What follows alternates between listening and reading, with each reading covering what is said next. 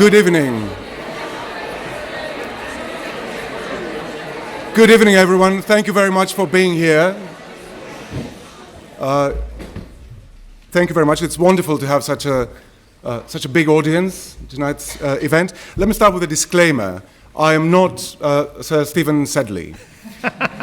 So I'm sorry if some of you feel shortchanged. Unfortunately, Sir Stephen was a bit unwell, so he couldn't be with us tonight.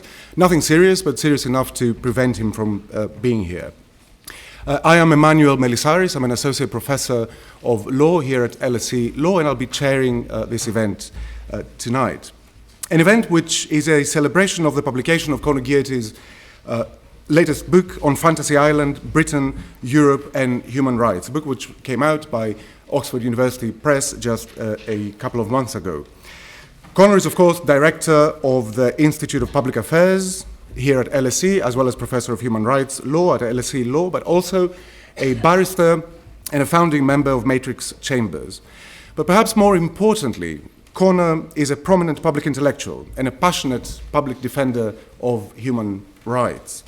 And Defend the Human Rights Act is exactly what he does in this wonderful book. He provides a robust defense of the Human Rights Act, dispelling what he argues are myths supporting the anti-Human Rights Act rhetoric. Apart from Conor, we're also honored to have two distinguished academics to discuss the book with Conor. Sionaidh Douglas-Scott holds the anniversary chair in law at Queen Mary University of London, where she's also the co-director of the Centre for Law and Society in a Global Context. Her work, an extensive list of publications, covers a very large range of fields such as human rights law, public law, EU law, and legal theory. She has provided advice and drafted reports for a number of public bodies and is currently Special Advisor to the Scottish Parliament European and External Relations Committee Brexit Inquiry. Steve Pearce is a professor at the School of Law, University of Essex. His research interests and numerous publications focus on various aspects of EU law.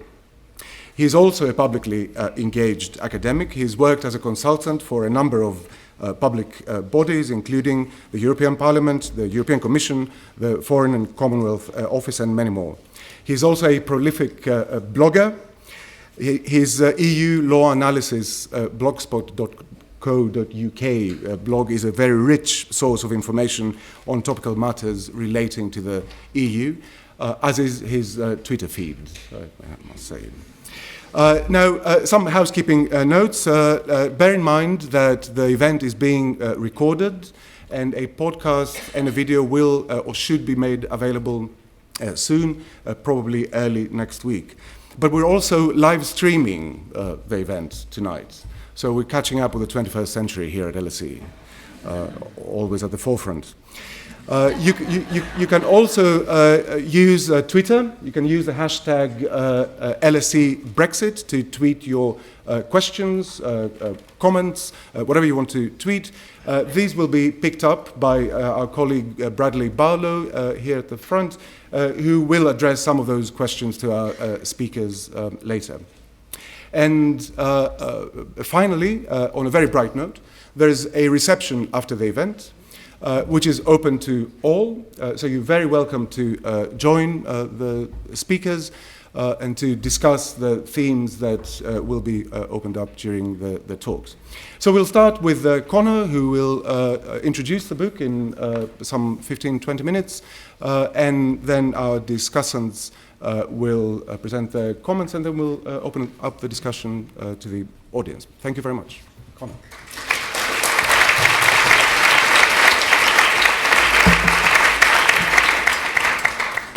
Thank you.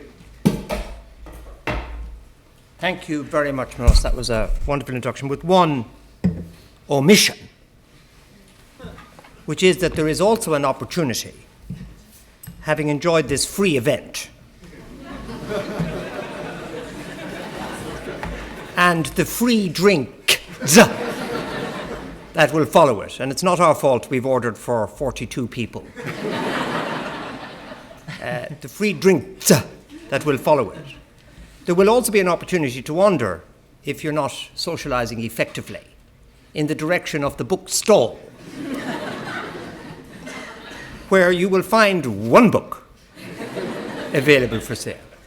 Now, this book, I'm not using up my 15 minutes with this name.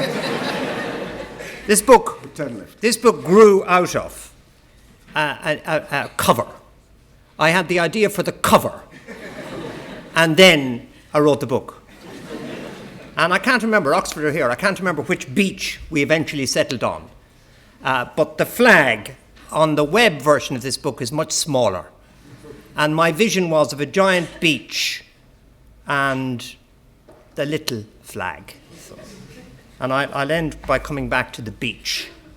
And I want to talk about the book, obviously, but I also want to acknowledge some things that have happened since the book. Oxford were amazing with this book, and I've got a forward in it which is post the referendum on the 23rd of June. And that's amazing publishing speed. And so I can't but acknowledge that. When we chose the title, we put it in. And we've also had, of course, the election of Donald Trump. So these are really, really big events in our field. And I think I want to reflect on both of those as well. And the way I want to do it in my 15 or so minutes is I want to think a little bit with you about what human rights in the European context entails. Because when you look at the documentation that reflects a human rights perspective or asserts a human rights approach, it's about not one, not two, but three things. Now, I don't say this about global human rights, but in the European context, human rights entails a commitment to representative democracy. And human rights entails a commitment to legality or the rule of law. These are key parts of human rights. Now, of course, human rights is about equality of esteem. It's about dignity. Of course it is. But that is a part of it. That is one of the essential elements. And the other two are there as well. And it's worth reflecting on that, because what the Brexit vote has done, more on the human rights proper, equality of esteem in a moment, is completely, in a very important way, challenge the first two of those parts of our human rights arrangement. And I want to just spend a second reflecting on why that might be. The idea of parliamentary involvement in the decision is regarded as wild heresy by persons committed to the departure of the United Kingdom from the European Union. And the people who suggest that it might happen are attacked and abused for asserting parliamentary democracy. And the courts, whose job it is to work out what the law requires, courts that have been respected by the Bush presidency, by Margaret Thatcher, by every political actor of seriousness, are regarded as a place that is engaged in subversive activity, in receiving arguments about the legality of a governmental decision to notify, in what is claimed to be an irreversible manner, the intention to depart the European Union. Enemies of the people. Betrayal.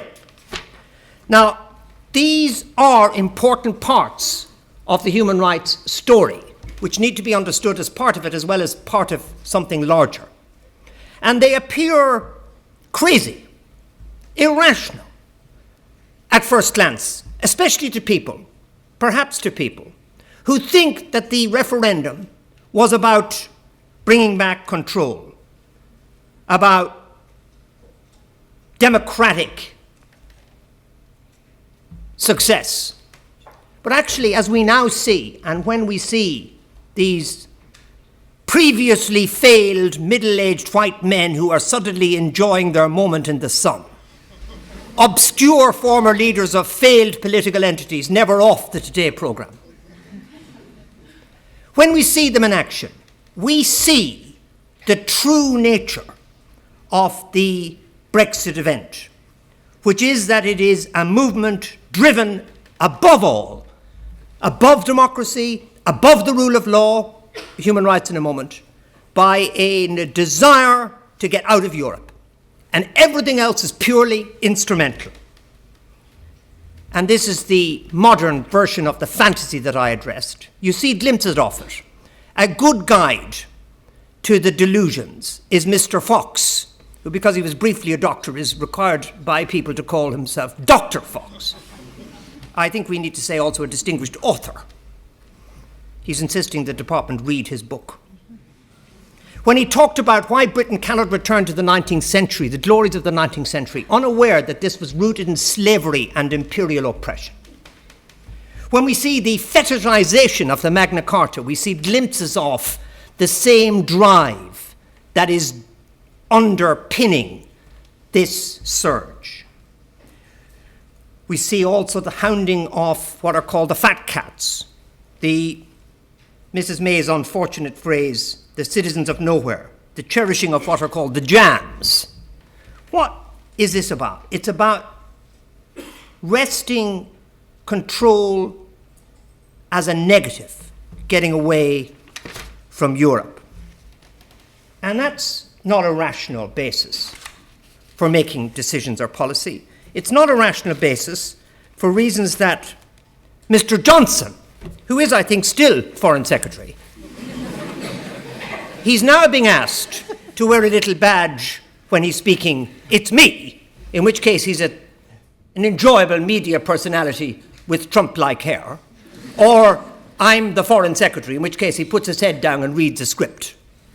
He said of Saudi Arabia, "There are politicians who are twisting and abusing religion and different strains of the same religion in order to further their own political objectives. Substitute the word nationalism for religion, and he has precisely described himself." I think that we are living, and I think there's a whole issue here about the role of academics. We are living in a revolutionary moment.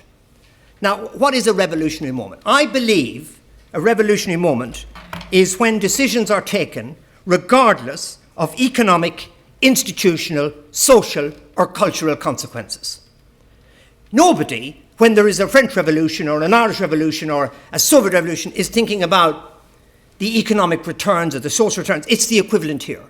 The Brexiteer addiction to getting out of Europe bears no defiance on the basis of any data. That's why the Michael Gove point about experts was very important.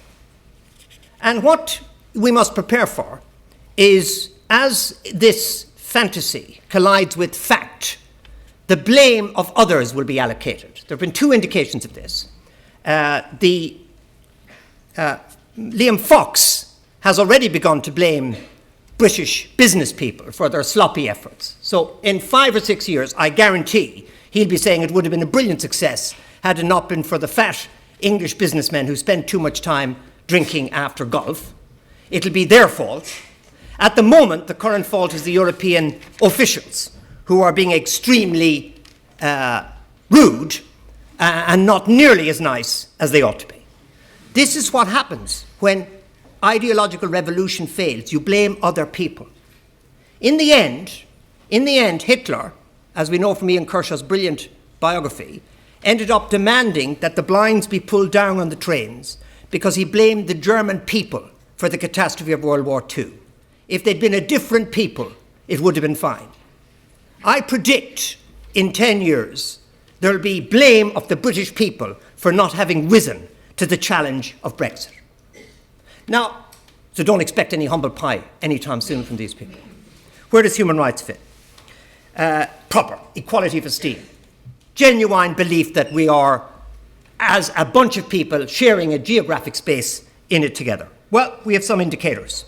It's very revealing the other day that we learned that the current Prime Minister, as Home Secretary, sought to disadvantage the children of illegal immigrants in schools.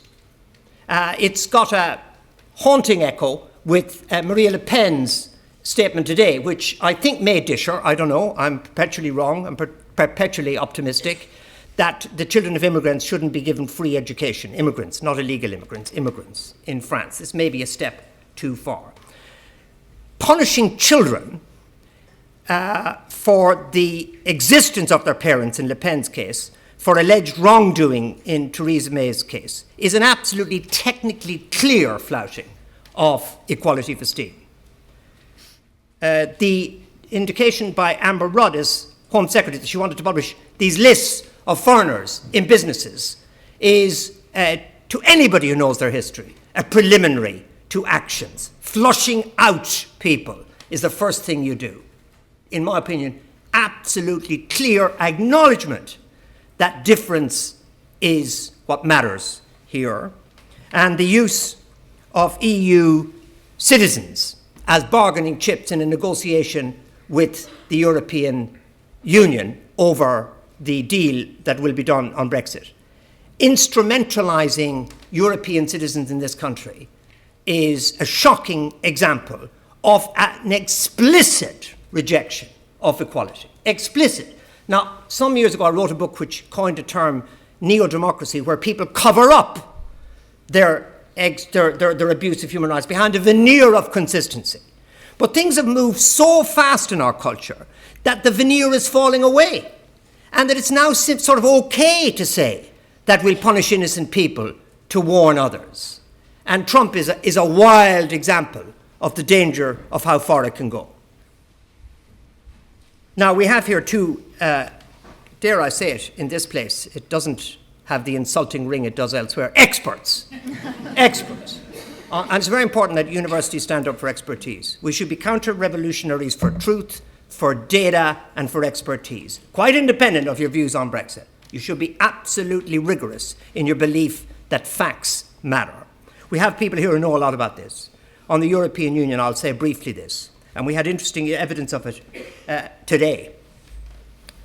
The EU idea was a market, of course, but tempered by the social chapter.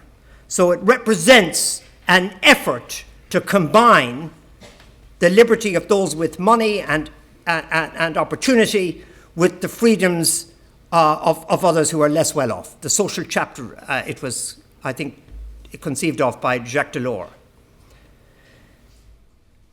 We saw yesterday John Whittingdale and Michael Gove asking the CBI to send them a list of regulations that can be set aside post-Brexit. And we see in the sights of the authorities maternity rights. We see the head of the Institute of Directors already talking about the Americanization of maternity rights. We see workers' rights in the firing line. We see, of course, the environmental advances, clean beaches, water, safety, and so on in the firing line.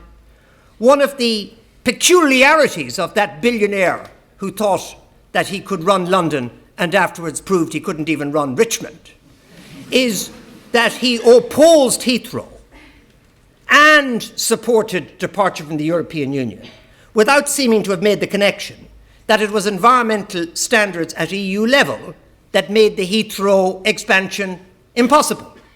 Now, maybe he's not sufficiently well educated to make the connection, or maybe, because maybe he is an ideological, a revolutionary, he doesn't care, out at all costs.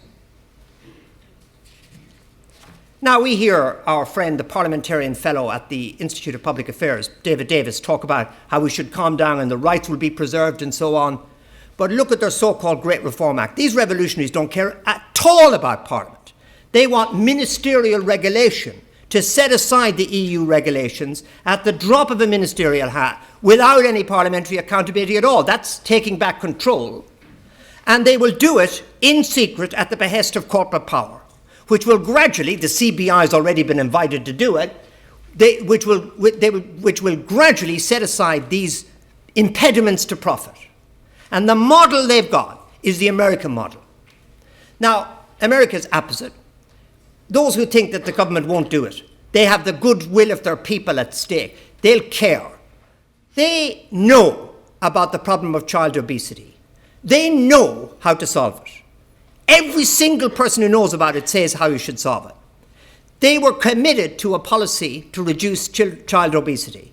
There's no European dimension at all, and they couldn't pull it off. If you remember last summer, they couldn't pull it off. They couldn't even do the simplest thing, to reduce child obesity under the pressure from the sugar lobby. How do we expect them to resist the pressure of the anti-environment corporate lobbies, the people who are furious about, in particular, maternity leave and the costs of health and safety gone mad? It'll be open season. It'll be open season. Now, the book, when it was written, it was about the Human Rights Act, and I want to say something about that by way of relatively close to the end here.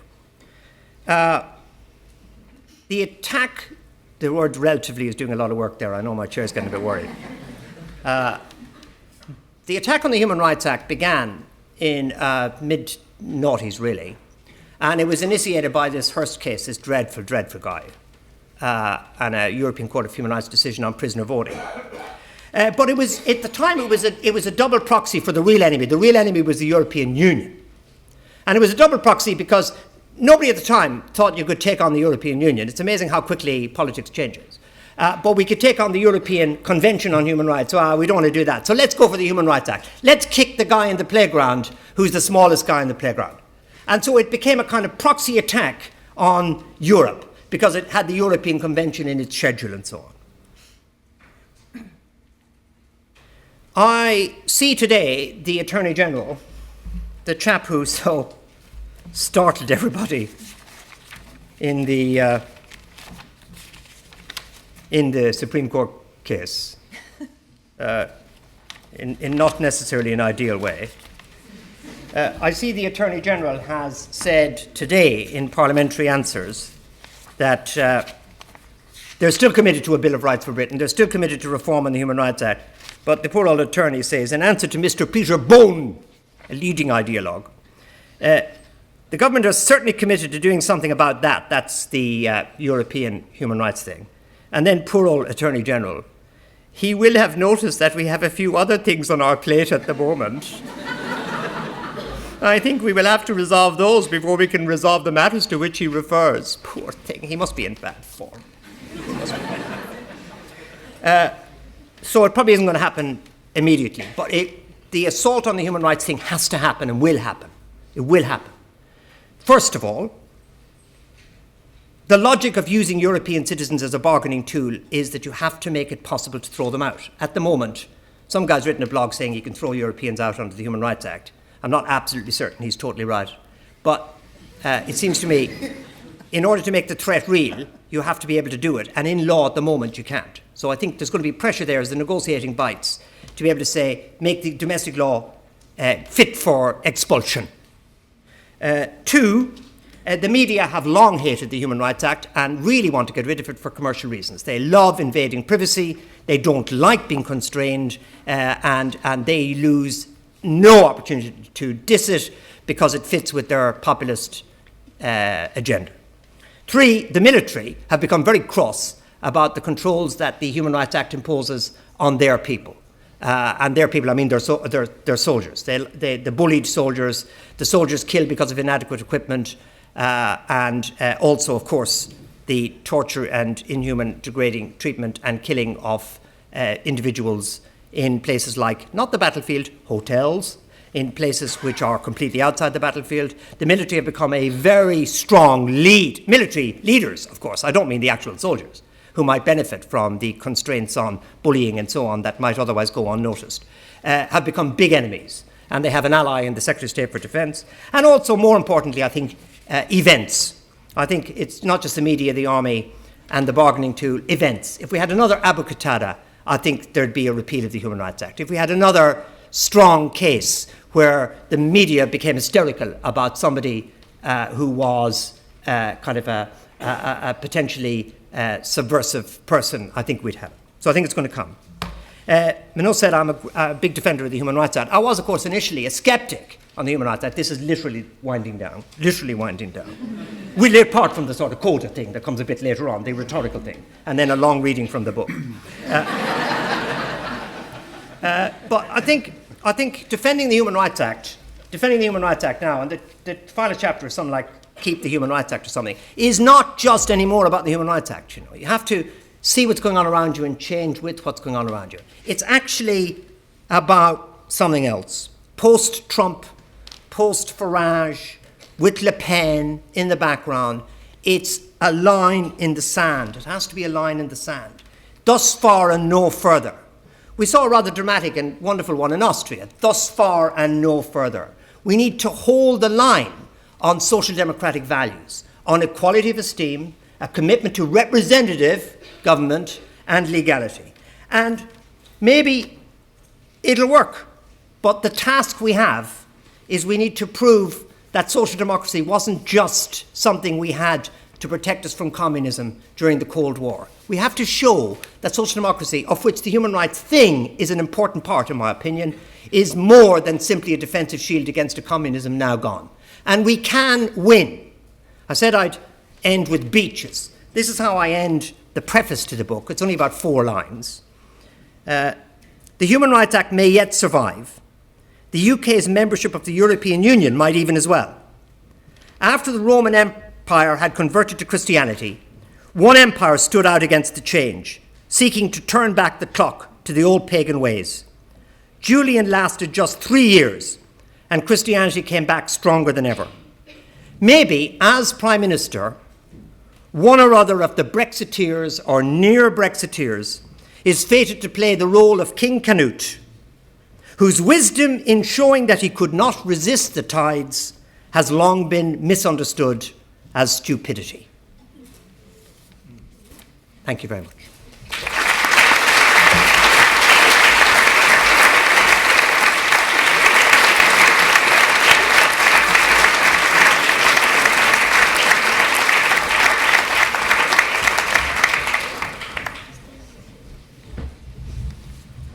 Conor, thank you very much. I very much look forward to the longer reading from the book later. Well, we might have to bring the wine through to the lecture theatre later. All 5 bottles. Right, we'll move on to our discussants. Steve Pearce will go first. Thank you, Steve.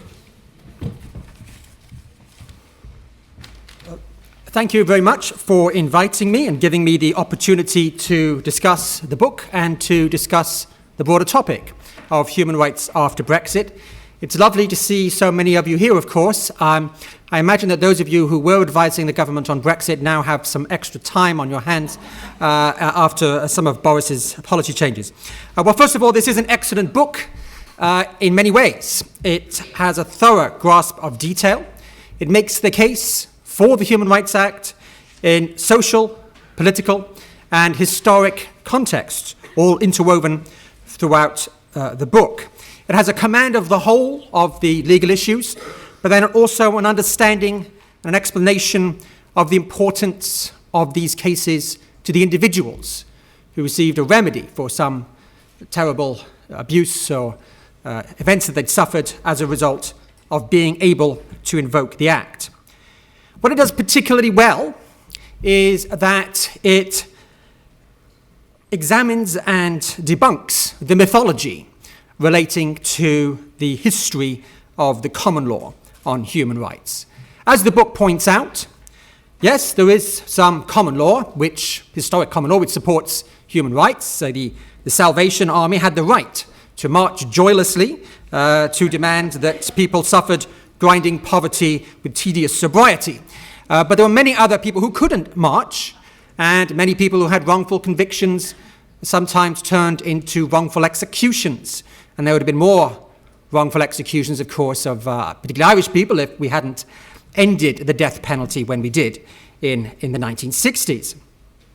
And it also examines and debunks, say, the constitutional myths, you could call them, concerning excessive judicial power under the Act as compared to traditional parliamentary sovereignty, and points out how the Act does constrain the role of the judges and does retain parliamentary sovereignty, preventing judges from setting aside acts of parliament.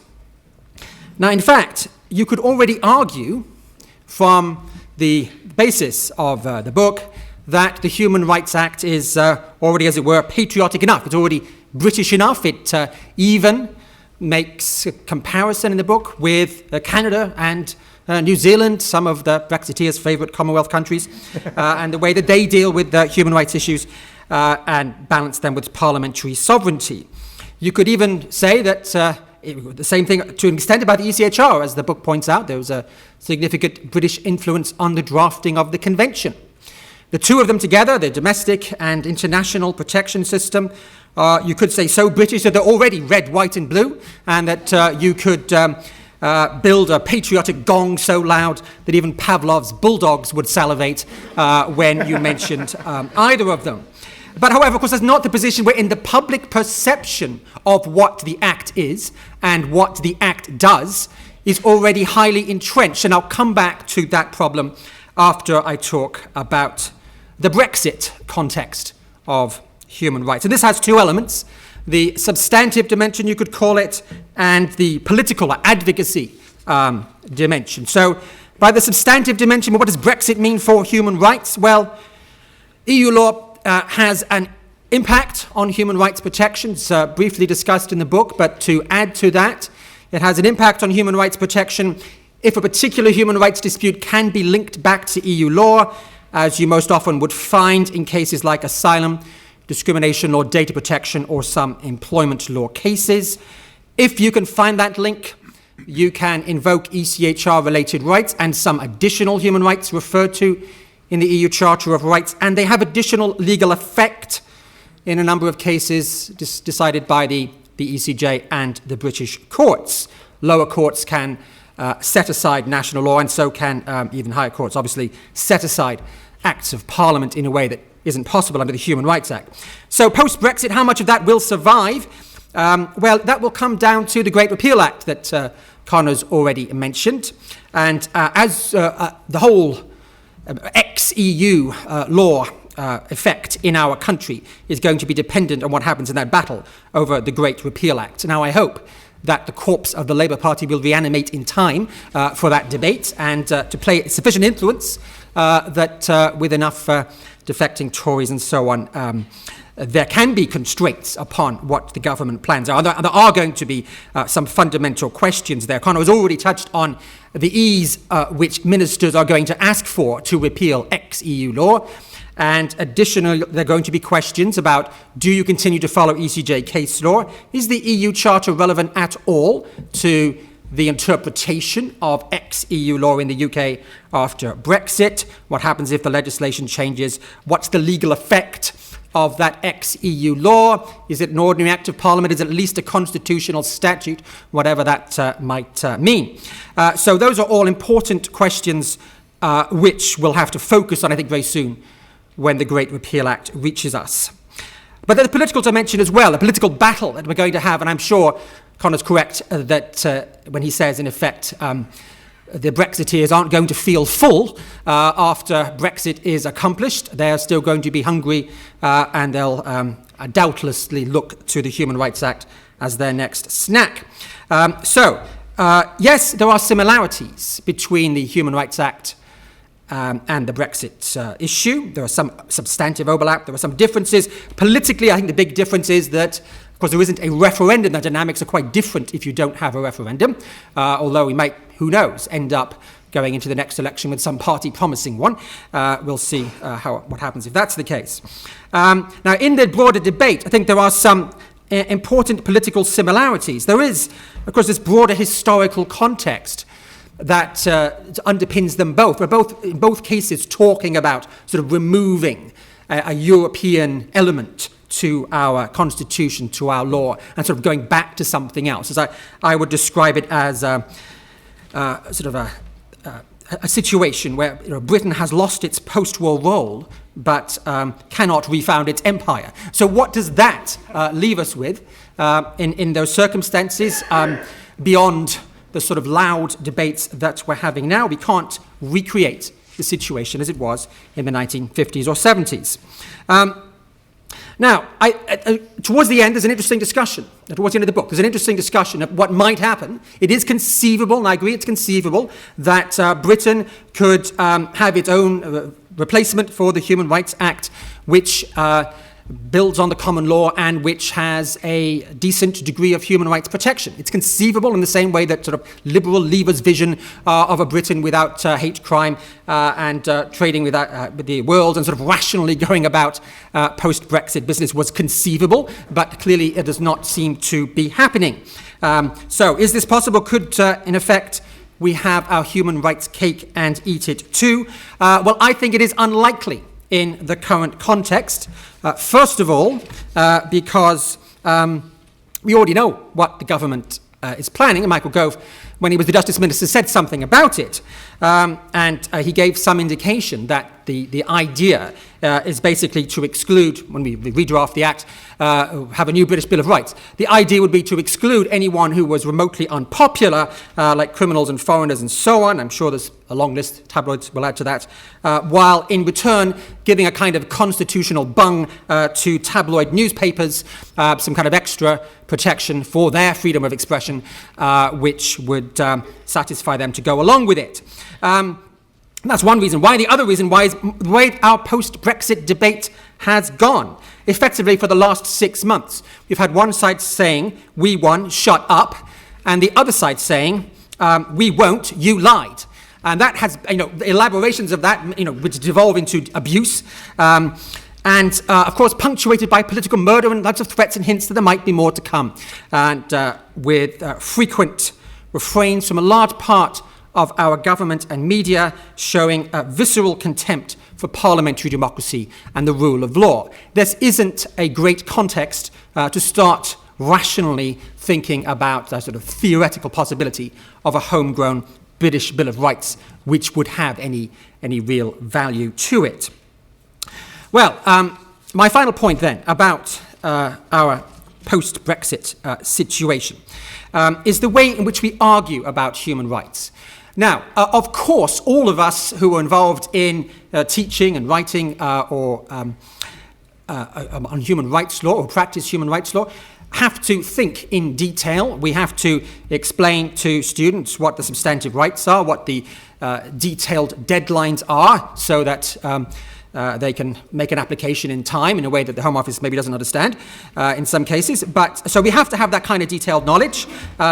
All of us do, and it's certainly displayed in the book, and many of us try and get into that level of detail with our students. And in my case, I've been called forensic so many times that I should probably have a CSI spin-off that explains that. Well, of course, we have to do that. But I think there's a risk in being too detailed that people just don't listen. And there's also a risk in being too defensive. And there's excellent arguments in Conor's book pointing out, yes, that, as I said, that parliamentary sovereignty is protected. The judges can't overturn laws. But in a way when I read those parts, it reminded me of the referendum debate, when I kept saying, oh, but we can veto that. Or, oh, no, the EU laws aren't adopted by unelected bureaucrats. Now, all that's true, and everything that Conor says is true. But if you spend your whole time, I think, getting defensive about it, I think you miss the opportunity to make a positive case, which is probably what the Remain side particularly failed to do.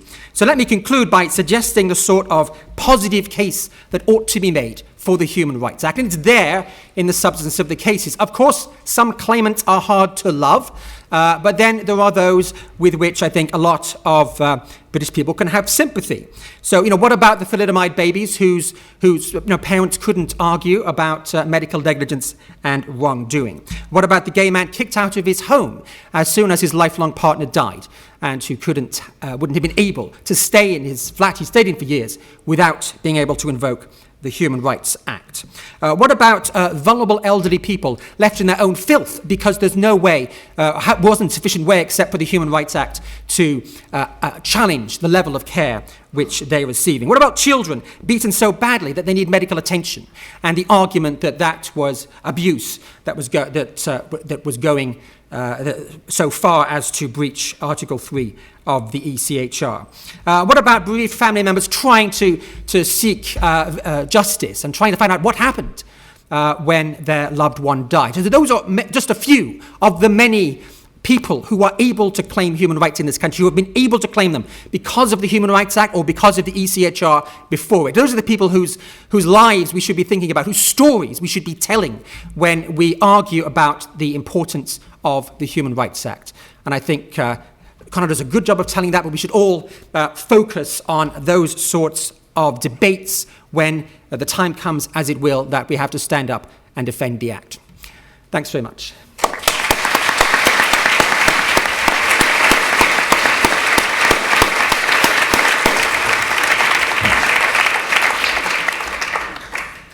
Thank you very much. Sionaidh Douglas-Scott.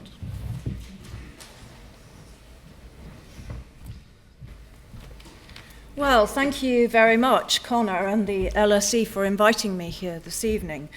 I'm afraid this wouldn't pass BBC neutrality because I'm going to go on and say I think this is a wonderful book.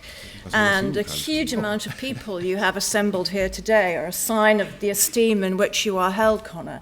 And it is a wonderful book. And even if you haven't studied the Human Rights Act, it's a wonderful introduction to it. There are some of the clearest explanations of those tricky, rather technical sections of the Human Rights Act, sections 2, 3, and 4.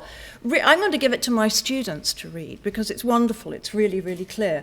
But I'm not going to talk about technical issues tonight, and I'm not going to talk about section 2, 3, 4, or anything else. I'm going to continue with the theme that's already been picked up by Conor and by Steve, and I'm going to talk a little bit about this connection between Human Rights Act and Brexit. Because when you wrote the book, I'm sure it wasn't completely obvious this is what was going to happen, but now this is where we are. And I think that there is this really obvious connection between the monstering of the Human Rights Act. Conor, you talk very much in terms of fantasies, but you also mention the monstering of this.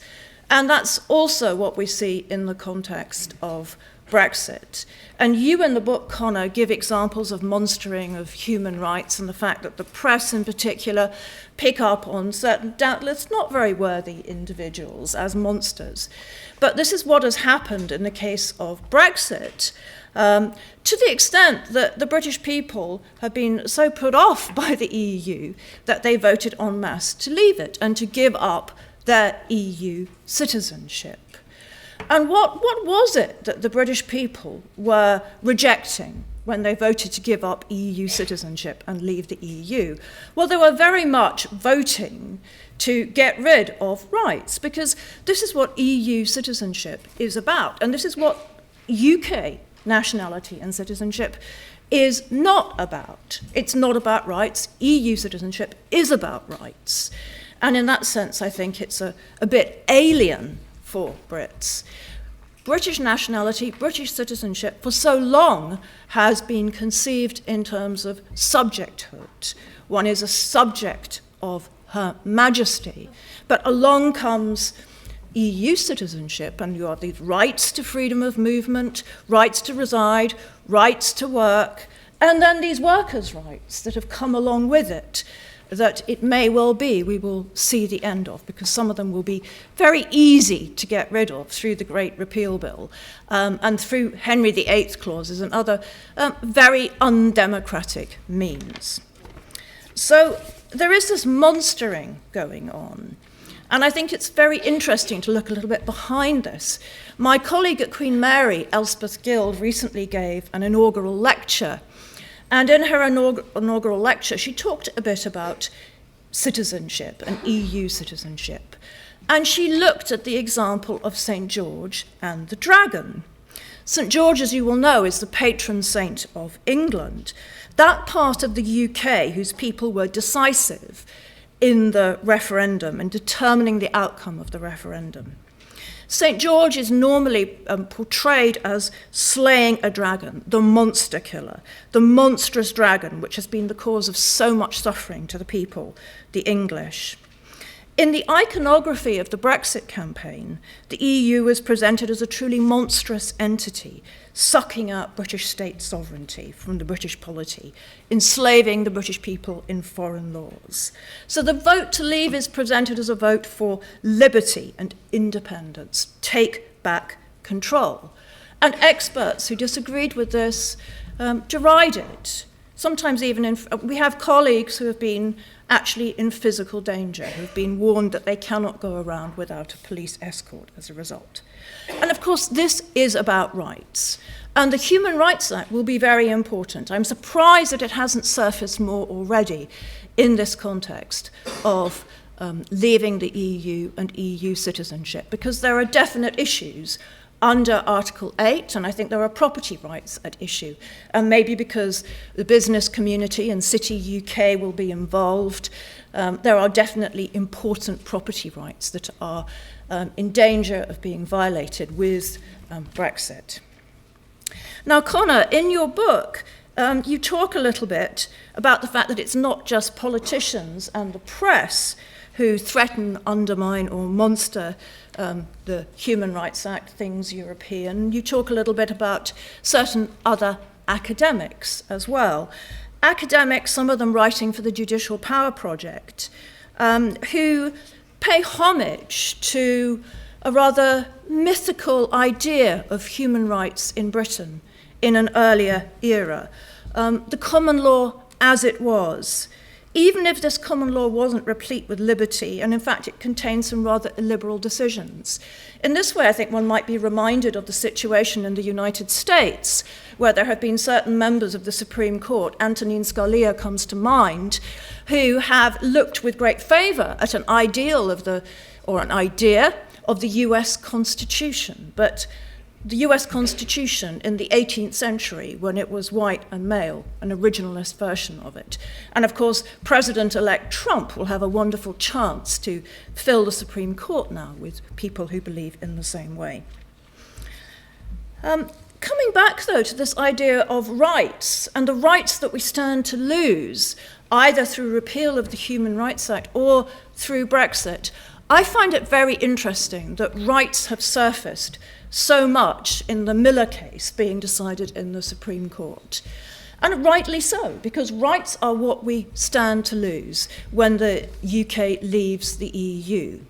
And in a sense, this is Constitutional Law 101, that Parliament cannot take away, that the government cannot take away rights. If there is legislation, if there are rights that people have in UK law, the government, by the exercise of the prerogative, cannot take those rights away. There must be parliamentary legislation. That is a key issue in the Miller case. But I find it interesting that the argument that is coming back is that, these are the wrong kind of rights. Why are they the wrong kind of rights? Well, because they're not proper British statutory rights. They come from EU law, and the European Communities Act is just a conduit for them. They are not protected in UK law. And this has been a really, really important argument in the Miller case. And I think it says something about the way that we perceive, the way we understand those rights that we have coming from the European Convention and coming from the European Union. They're not really British. Therefore, we can't protect them according to the well-versed, understood ways of the British Constitution. Therefore, the case must be lost. I just want to finish, Conor, by asking a couple of questions, really, of you, which, of course, you are free to completely disregard, but they relate to the end chapters of your book, where there was a certain amount of optimism. My first question relates to wasn't the last chapter, but coming to the end on repeal, where you write that the problem when political fantasy collides with legal facts is that fantasy can never win. In a system that values the rule of law, the courtroom is a place of reason, with rational argument taking pride of place over rhetoric. And you give the Leveson inquiry as an example. But is this really so? How do we square this with the enemies of the people that we see in the Daily Mail, which you have already mentioned? Or what I've read on the Judicial Power website, which says that the legal proceedings underway, namely Miller, are dangerous. The simple act of hearing the challenges at all risks fueling this perception that the courts are perceived to be helping to frustrate Brexit. Note, this is a reference just to a perception But the courts have been at pains in this case to make clear they are not in any way trying to block Brexit. And this has been made clear by the government as well in their submissions and their statements outside of court. But nonetheless, just the perception that a court is hearing a case that some people may think of in this way is seen as being undesirable. So can we really, really have faith in reason if this is what we are seeing going on right now? Can it be that reason, that sustained legal argument can win out over these fantasies? And it doesn't help that the Lord Chancellor doesn't rush to defend the judiciary against vicious attacks that it received in the press, except too little and too late. And the second question I have concerns what you write about the Human Rights Act and our values, that somehow particular values are there enshrined in the Human Rights Act. I think the problem is, though, that for so many people in Britain, they don't share those values. They don't feel that way. And how could that be the case when for so long the press, the government, everybody has been deriding things European? And it goes back much longer than that. Linda Colley, who I think is a professor here at the LSE, writing in a wonderful book about Britons, talking about what it is that forged the identity of the British in the 18th and 19th century, sets out certain key factors, the monarchy, Protestantism, also wars against Europe. And even now we see this rhetoric going back to the French, the Frogs, the Germans. When there is no attempt made to counteract that, how can there be instilled in the British a desire to feel European, a European identity, an embrace of things European as something worthwhile? I think that is a very real problem. So those are two, actually, of several questions that I had when I came to the end of your book. And I'm not going to go on and mention any more. We can maybe talk about that later. And of course, you don't have to respond in any way. But I suppose it is just a question a little bit about this optimism at the end. I don't feel quite so optimistic. And a couple of years ago, in the context of some debate, I'm not quite sure when the then Prime Minister David Cameron and Theresa May were talking about repealing the Human Rights Act and replacing it with the British Bill of Rights, the Liberal Democrats then in government were protective of the Human Rights Act. And Nick Clegg, Deputy Prime Minister, said the Human Rights Act is here to stay. Well, I note that the Liberal Democrats have now gone. Will the Human Rights Act remain? Thank you.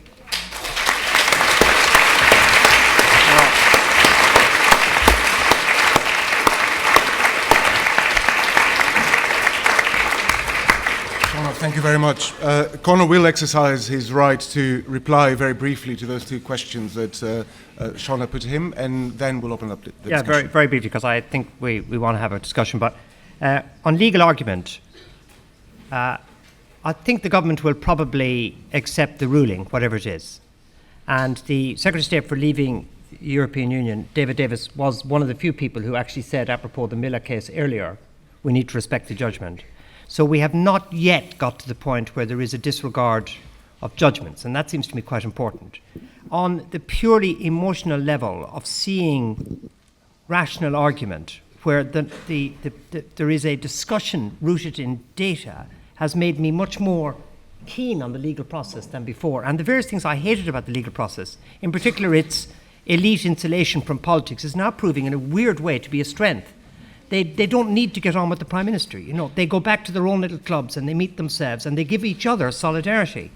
And I think actually solidarity is the answer also to the second question. The way Steve made a brilliant impassioned plea for the Human Rights Act at the end, and using Adams Wagner's idea of the monstering of human rights and how we take it on. But as I said in this room after the referendum at about 3 a.m, 30 years of negative publicity about the European Union cannot be undone in 3 months. And it's the same with the Human Rights Act. But we begin again. And the young people are for us. The schools mainly, the ordinary schools, in inverted commas, the progressive state schools are excellent. you cannot build a society based on the illiberalism that is being promoted by these people. So we will, in the end, I think, win. We have to keep these threads of optimism present. Now, the Lib Dems are not gone. They've just won Richmond, you know? That is, I see Baroness Ludford there. Is she there? I can recognise her here. Yeah, there she goes again. Absolutely. Give the Lib Dems an inch and they take a mile, but they deserve a little bit of a treat here. Seems like they're all here. They're not gone. They're not. And one of the, watch the by-elections in councils and watch the emergence possibly of a progressive alliance. One thing that I'm tempted, Sarah, you're here. Supposing the Lib Dems fought the election, if there were a general election, on a single issue, a new referendum and then a fresh election. And if there were progressive people did not fight against them, which Labour oughtn't to have done, in my opinion, in Richmond. So they're not finished, and life isn't over till it's over. But we mustn't give in without a fight. We mustn't give in without a fight. And therefore, corporations are important. This thing we used to laugh at about social responsibility.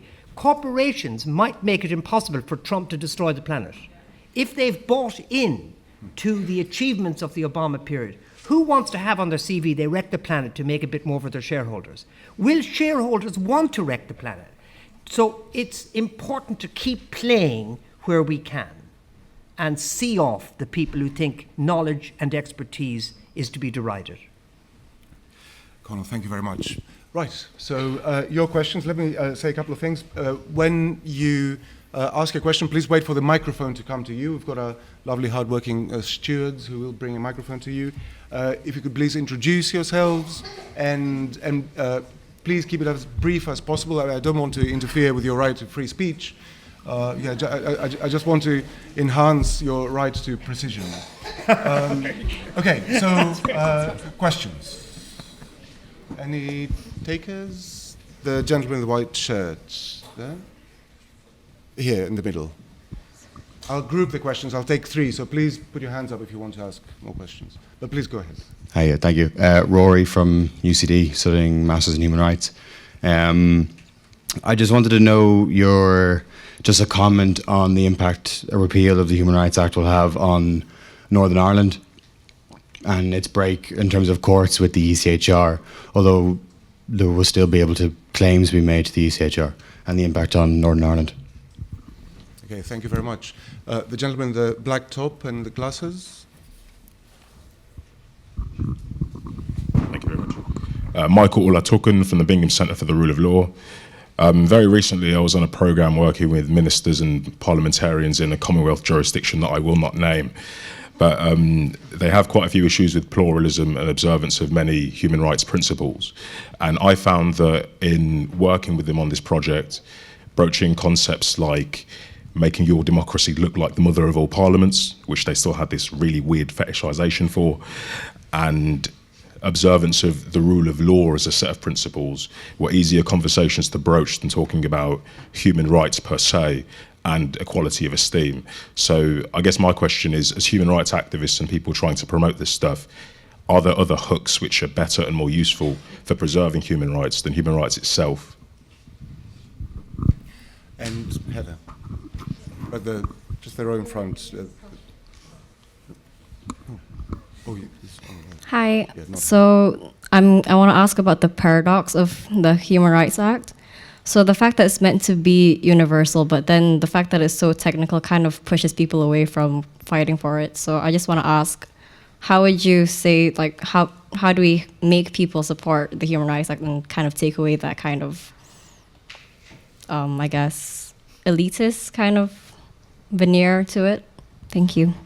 Okay. Thank you. Conor? Yeah, should I go first? Rory, Northern Ireland. I think there's been some good work already done. It's really quite a serious thing, and you've asked about the human rights thing, but more generally. Essentially, the part of the settlement in Northern Ireland, which incorporated a number of agreements, acknowledged the role of human rights and the implementation of human rights laws in Northern Ireland as an essential feature of the agreed conclusion of a very substantial period of civil disorder. Its importance, in my opinion, lies in it seeming to be a concession by the British government and, in inverted commas, a kind of win for the Republican movement. And the Republican movement, which you may remember fought a 30-year struggle to win a united Ireland, failed. And they failed lamentably. But they had to bring the thing to an end in a way that they felt could respect themselves. And human rights became part of that, and the protection of human rights became part of that. And the Irish government and the Irish people in the Republic of Ireland were tied into it, and part of this was enactment of human rights laws. The Irish Republic, though it had a written constitution with guaranteed rights, did it in 2003, and the British resiling from their commitment would be a very serious matter. This is another example of what I called in my talk the revolutionary moment. It's so important nobody gives a damn about international obligations. And it's the same with the security in Ireland. It's an astonishing thing that a former chancellor who lives in France, who denies climate change and is in favour of Brexit, should have said that the solution for Ireland is to rejoin the United Kingdom. Rejoin the United Kingdom. And others have said that the job of Ireland is to act as the gatekeepers to the United Kingdom by policing its own ports.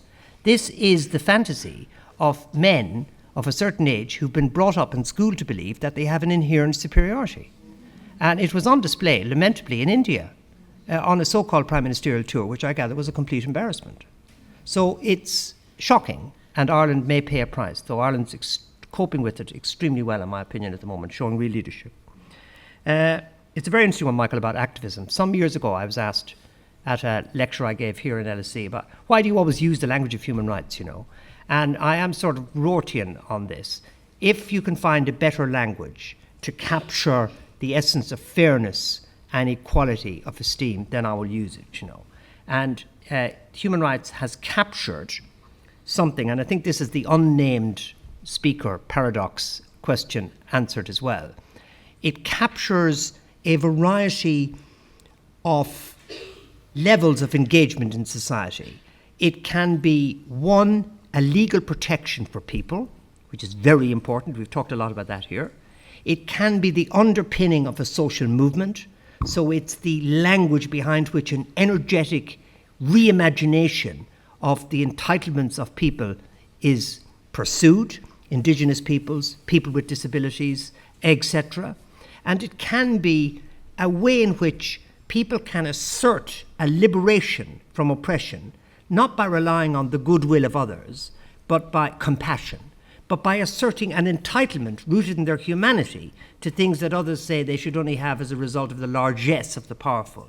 So these are very advantageous layers of meaning to human rights, but there is, of course, a tension between them. But however the tension may be, the success of a term lies in being able successfully to manage the various tensions and be part legal protection, part social movement, and part egalitarian push.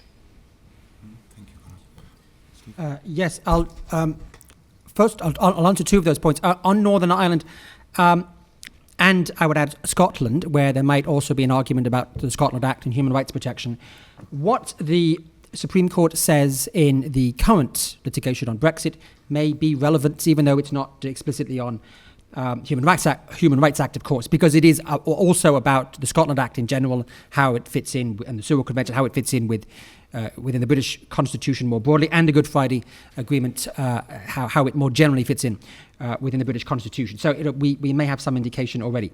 On the question of the human rights argument being too technical, I tried to address that at the end when I said that we should be more passionate about it, and without distorting facts, just to look at the cases where people who were in great need, who were terribly vulnerable, who needed help, got it because of the Human Rights Act or the ECHR. And the phrase, of course, I should have used is constitutional patriotism. I mean, that's what we're missing in this debate. That's what Germans have about their basic law, and why, perhaps, one of the reasons why you have a sort of it's one of the places in Europe where there's the least sign of a populist wave happening, because you have that identification with the rights entrenched in the basic law as part of the system. And of course, in the United States, what's going to be a big feature of the resistance to Trump is the fact that you have these highly entrenched constitutional rights, which he's going to put a certain number of people on the Supreme Court, but he's going to have to wait for more people to die to put more than one on.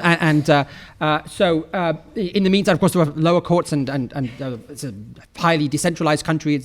There's states, there's cities, all sorts of things can happen to frustrate a lot of what he wants to do. So, and in America as well, you have constitutional patriotism. Everyone in America knows what the First Amendment is about. Everybody knows what it means when you say I'm taking the Fifth. Everybody has watched 100 times people read out a Supreme Court ruling in every cop show. They read out the Miranda warning that comes from a Supreme Court case. Now, some of those cases are controversial, like Roe and Wade, which is obviously more divisive.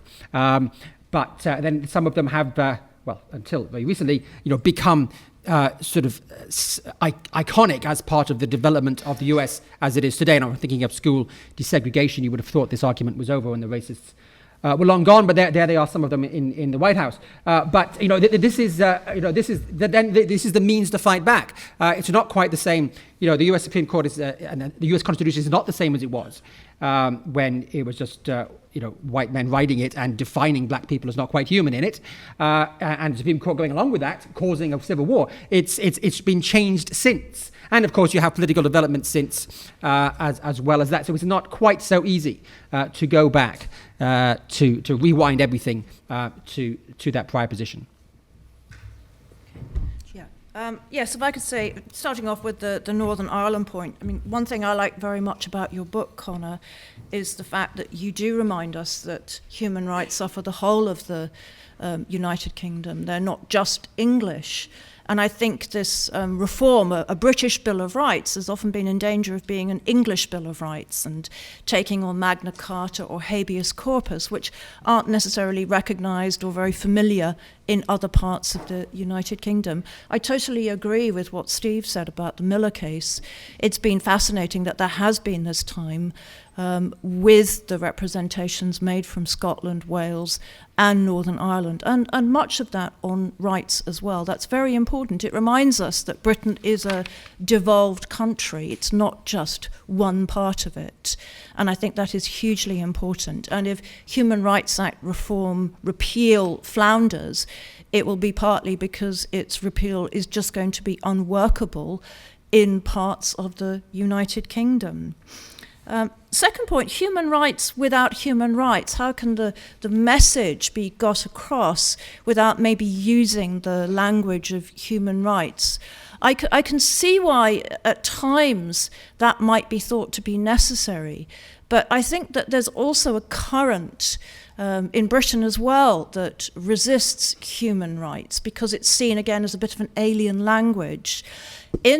Sorry to come back to Miller again, but I thought a very interesting point was made by one of the advocates today for the UK government, who said, well, where there's no remedy, there can't be a right. And this is turning things round in the way they should not be turned round. This is going back to 19th century and Dicey and a rejection of human rights as something foreign and alien. So I would be careful about what we did with that. Finally, on the point of technical issues, I think perception is very important. And if human rights and human rights acts and bills of rights are seen as too technical, that does turn people off. I think that's one of the problems with the EU, where the Charter of Fundamental Rights has been seen by many people as just too technical. And it's very interesting that a lot of writings on EU fundamental rights focuses on things like jurisdiction. It never gets down to the substantive human rights issues itself. And then we lose sight of what human rights is about and why it's so important. So it is really important to focus on the rights themselves and not get too bogged down in the technicalities, which I'm afraid we lawyers sometimes tend to do. Thank you, Sionaidh. More questions? The lady here at the front, here at the front, in the blue top. Thank you so much. A really, really fascinating discussion. But before I ask my question, just a little bit of feedback around the discussion. I think it would have been quite... So I completely agree with every single word that's been articulated today. But I think that's probably part of the problem a little. And it would have been quite helpful to have had a bit more of a varied perspective within the discussion group. But my question, I guess, is slightly related to that. I'd quite like to get a sense of your views around the Bill of Rights and whether it's a complete non-starter, or whether actually, if you were to get a set of reassurances around it, it could possibly be a viable mechanism that could protect fundamental human rights if the Human Rights Act was scrapped. Thank you. The gentleman in the blue top there, glasses. Where there is no remedy, there can be no rights. What right have we to clean air? And what have those advocating human rights done in order to bring that about?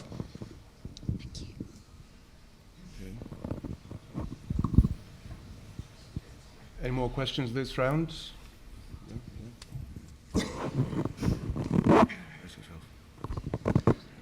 I wasn't going to ask a question, Conor, because I'm the dissenting voice, but the lady has convinced me. Is it not fair to say that Tony Benn used to ask 5 questions, and one of the questions was, how do we get rid of you if we don't like you in a democracy? Is it not possible to say that the desire of the British people to basically exit the EU, and according to you probably also exit the ECHR, and what we're seeing with Trump and what we're seeing across Europe, is in fact democracy in action? We may not like it. I'm part of the ruling elite as just as much as everyone else in here, but it is what is happening. We are the ruling elite and we don't like it when we lose, and that is what is happening right now. The tectonic plates are shifting and we should recognize it and perhaps engage with it rather than do what we're doing at the moment, which is basically whine. Conor. Thanks. He didn't give his name, Robert Craig, and he's had multiple opportunities to develop his point, which he'll acknowledge. And I think it's important because of what we heard in the front here, that I've also debated David Davis with human rights on multiple occasions here and had frequent people, Michael Pinto-Duchinsky here, who was the great, before Policy Exchange suddenly got all its money, the great leader of the anti-human rights brigade. So there's been plenty of opportunity for that. And also I have to say, I didn't know whether they would like the book. I didn't know. I asked 2 experts on European law, and for all I knew, they'd say it was completely defective. On the broader question, though, I don't think we are the BBC. Look at Question Time tonight and see who's on it. See how the centre has shifted. See how people like Ken Clarke and Dominic Grieve and so on, who used to be on the right, are now way to the left. Do we want to join that? Do I want to join that? Not particularly. I don't want to be the person who argues with Michael Gove or Boris Johnson as they shift politics towards lies and deceit, as they manipulate and manage affairs to promote their own interests. I don't think that's a normal debate, to be honest with you. And I think what's important is solidarity, and I'm delighted our colleagues here have enjoyed the book. I have debated on many occasions with opponents of my point of view. I relish it. I hope in the coming year to do more of it. But as to whether this should have been the case here, who would we have got? I don't know. They may have attacked the book, they may not. On a Bill of Rights for Britain, I am extremely doubtful that the government that has suggested lists of foreign workers being made public, that the Prime Minister who has suggested that we make it difficult for the children of illegal immigrants to go to school, would be a government that would produce a Bill of Rights for anything other than Britons. And a senior figure in the Conservative Party suggested as much in his contribution to a recent commission on a Bill of Rights for Britain, that there should be layers of rights and that the rights should be better if you're a British citizen and less good if you're not. And I think in the current climate that is what will be produced, and then following Robert's lead, no doubt it will be put to a referendum where the Europeans wouldn't be allowed vote, as we all know, apart from the Irish, and then we'd be told by Robert that we're whining because we have second division rights, because the people have spoken. And that's my indirect way of answering Robert. There is a huge difference between saying you believe in representative democracy and saying you believe in popular democracy by referendum. A huge difference. And let's see whether they whine if there is a push for a second referendum as the reality of the change bites. I've whispered to Steve, using my using my position as the person speaking here, that he can handle the clean air point. It's a bit unfair on him. And Sionaidh as well will contribute on that. That's me. Yes, thank you. I mean, on the British Bill of Rights, as I said, in theory, you could imagine something being drafted which is quite good. You could imagine some sort of constitutional drafting committee from people from different parties and non-parties and from faith groups and from different parts of the country and different backgrounds to discuss it and hear lots of evidence from the public. But that's not what's going to happen. It's going to be something drafted to excite screaming crowds at a Tory party conference. So, I mean, that isn't the basis for constitutional drafting. And I talked about the context which we're in now. I just can't see it happening. Although, in a way, perhaps that would have been the better way to do things all along. And then the constitutional patriotism would have attached to it. And you could have had a technical exercise of lining it up with the ECHR, but have focused on this, our British Charter of Rights. So maybe that was a missed opportunity, but it is very hard to start from that position now. Clean air, yes. I mean, there is some discussion in the book of cases which have been brought to in relation to freedom of information or right to life in the context of people who've died. It is awkward from the perspective of the ECHR to fit in an environmental case. People have managed to get a few of them in. And perhaps if we had a proper process of drafting a British Bill of Rights, that would be something we could add, as well as anti-poverty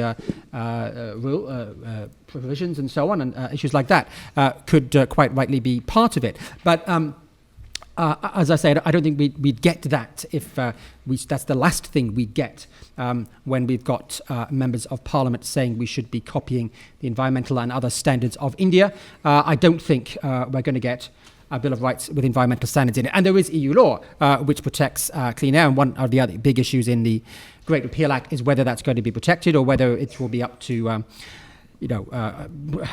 Mr. Fox on a wet Wednesday afternoon to just cancel it and push it through with no one in Parliament paying attention to vote it up or down. So those are crucial issues. And how do we get rid of you? Well, the answer to that, as with the EC and even more so with the ECHR, it's right there in this book.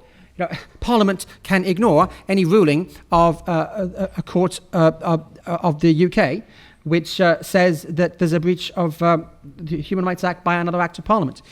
So, vote for Parliament. Vote for the people who, they can make their pitch to you, whether they're going to go along with a particular ruling or not, and that can be a factor in why people vote for people. I'm sure that is a factor in sometimes why people vote for people, but that's how the system works. The compromise with parliamentary sovereignty, giving precedence to parliamentary sovereignty, is there. It's written into the Act. It's much stronger than the system is in Canada, in fact, for giving precedence to parliamentary sovereignty. So the judges can't strike down an act of Parliament. It's Parliament's decision, and so our decision when we vote for Parliament. And I don't have a problem with representative democracy. To talk, that if we're talking about the history of this country and how this country is developed and our traditions and our identity as people, it's built up in parliamentary democracy, not direct democracy. That's an alien construct, and that's what we should be defending. Sionaidh. Yeah. Yes, on the environmental law point, clean air, well, so much of our environmental provision comes from the EU, so that is going to go with Brexit, partly because an awful lot of environmental law comes from decisions of the European Court of Justice. And one thing is clear, that the European Court of Justice is certainly not wanted. That's one of the things that's definitely going to be dealt with in the Great Repeal Bill. Things like the definition of waste, for example, that is there in decisions of the court. What is going to happen to that? Very unclear, but I doubt they'll survive very much. At this point, well, how do you throw the scoundrels out? How do you get rid of politicians that you don't like? Well, there is provision in EU law. You can vote for your MEP. The government has voting rights in the Council of Ministers. If they don't like something, they can vote against it. We can lobby our MPs to make a point in Parliament, make a point to the government. Aside from that, what about the 48% who voted to remain in the EU? Certainly, you could vote Liberal Democrat, and I realise that can have real results. But aside from that, there isn't any very obvious route for a lot of people who might have been tempted to vote for another party. Some people are positively disenfranchised in this. EU citizens who are living in the UK, British nationals who are living elsewhere in Europe have not had their voting rights upheld. So I think that there's this disenfranchisement is going on nationally as well. And I agree with what Steve said, that when it comes to decisions on human rights cases, government doesn't have to do anything. Point made by Lady Hale as well, which you cover very much in your book. And that is a perception that has not been publicised enough, and I think it's very important. Right, I'm afraid we're going to have to wrap things up now because I want to give everyone the opportunity to interact with our speakers at the reception outside, and more importantly, to buy your copy of the book. So I hope I made up for my earlier omission. But before I let you go, let me say a couple of things about some public events in the Lent term. Just advertise a few things. On the 19th of January, we have the first public discussion of the Competition and Markets Authority report on the legal services market, with the participation of the CMA, of course, the Solicitors Regulation Authority and the Law Society. On the 6th of February, we'll be discussing stale crimes and whether there are good reasons to have statutes of limitations. And on the 13th of March, we have our professor in practice, who also happens to be Shadow Attorney General, Shami Chakrabarti, in conversation here on this stage. So, thank you all very much, and please join me in thanking our panel.